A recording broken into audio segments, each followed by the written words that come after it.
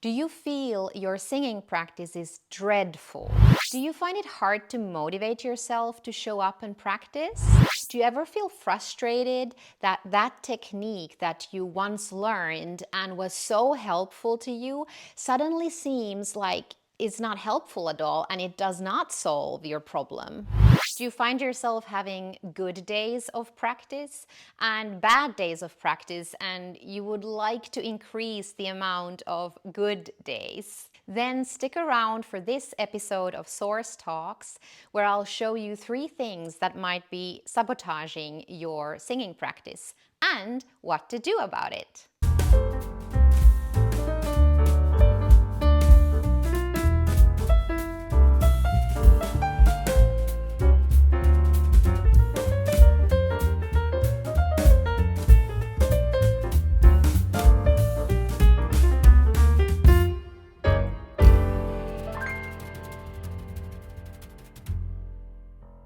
The number one thing that might be sabotaging your singing practice is your attitude. I don't mean you've got an attitude, but I mean you need to check your attitude, and especially your attitude towards the situation, towards that practice situation. Do you find yourself approaching the practice with a mindset and attitude of difficulty, thinking, oh, I need to practice this thing, but it's so difficult, I'm never going to learn it?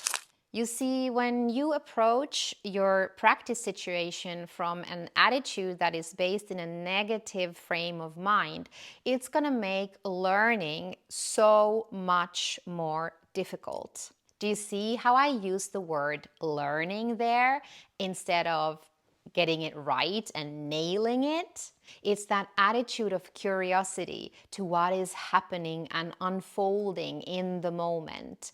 And that is what we really want to be in when we are practicing. The attitude of curiosity is actually also a mind hack. Because did you know that your mind cannot think negative thoughts if you are in a frame of mind of curiosity, if your attitude towards the situation is curious and open?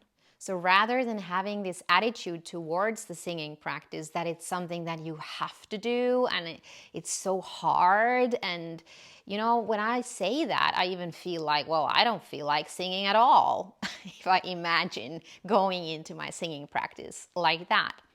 But instead, if you open up to curiosity in the moment and you allow yourself to be curious to find out more about your voice, because that's what it's all about. Every time you spend time with your voice, new things are going to unlock. Another attitude that opens up possibilities rather than limits and narrows them is the attitude of gratitude.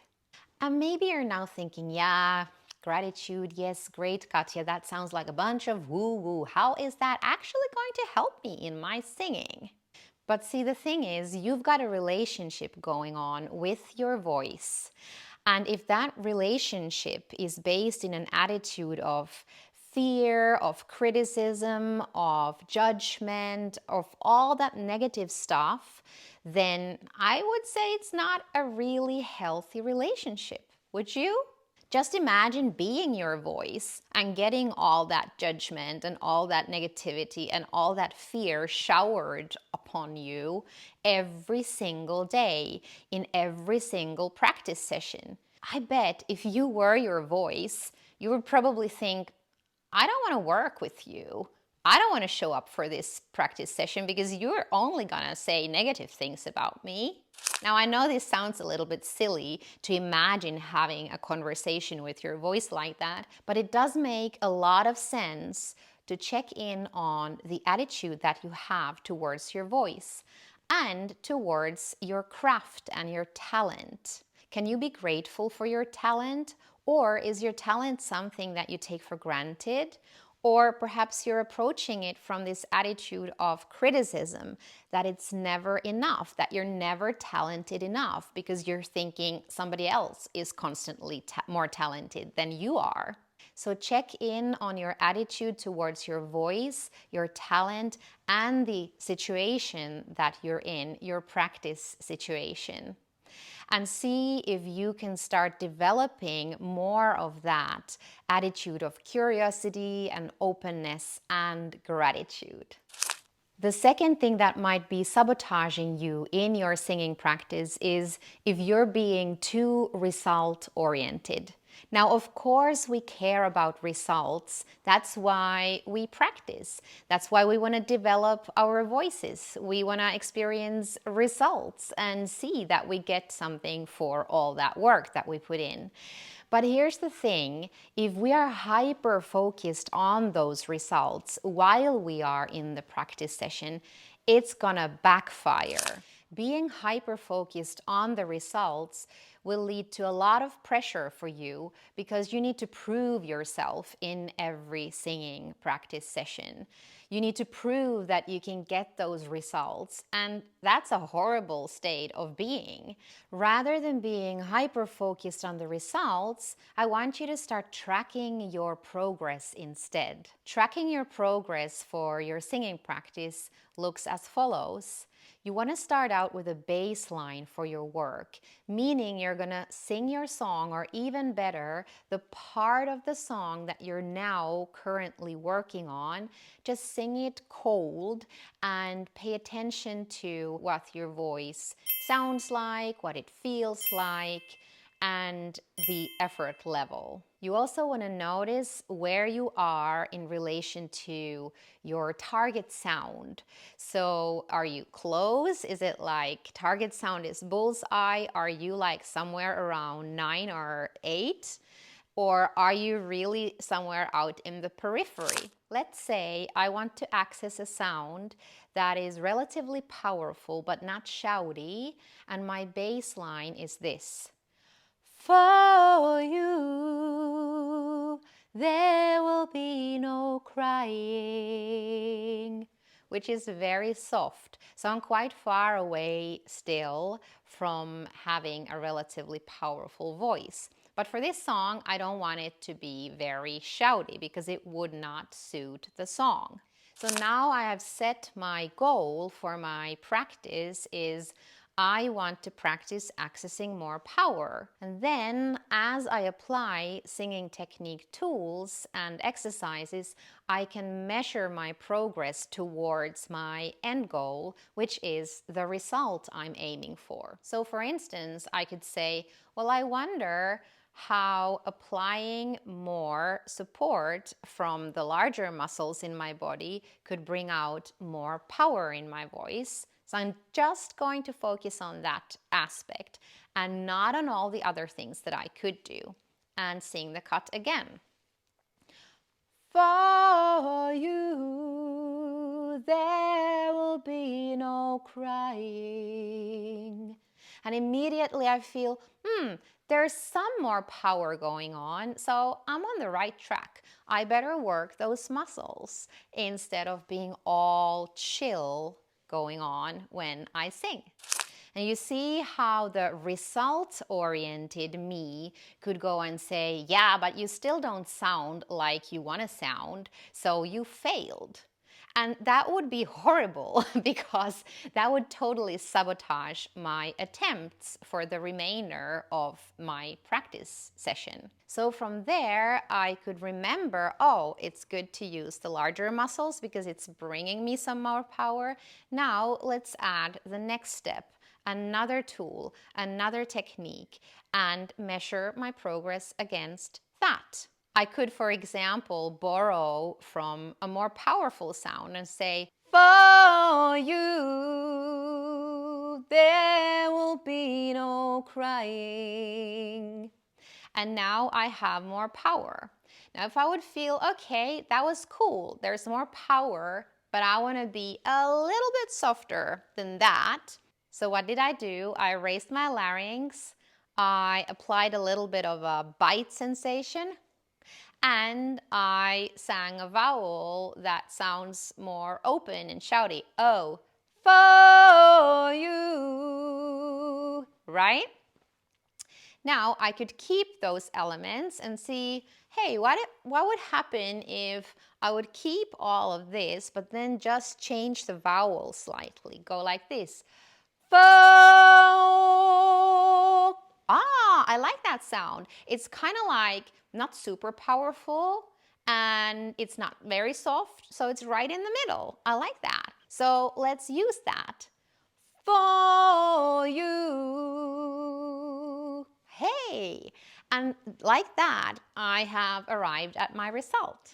The third thing that might be sabotaging your singing practice is you're trying to take on directives rather than becoming a vocal detective. Becoming a vocal detective is empowering because that way you are in charge of the learning rather than taking on directives from the outside. So what I mean with this is it's very different to hear from somebody, raise your larynx, raise the back of your tongue, and so on, than to figure it out by yourself. So the most successful singing practice sessions are really the sessions where you figure out the most about your voice and about all the parts that are moving in your vocal tract when you are shaping it for different sounds and how that relates to your airflow, your support, and so on. Being a vocal detective also helps you in those situations when you seemingly plateau in your technique, or when the technique tool that you have been using that always seemed so helpful suddenly seems like it's not working and bringing out the results that you always thought it would bring or it did bring. Because in those situations, the vocal detective in you is gonna go, interesting.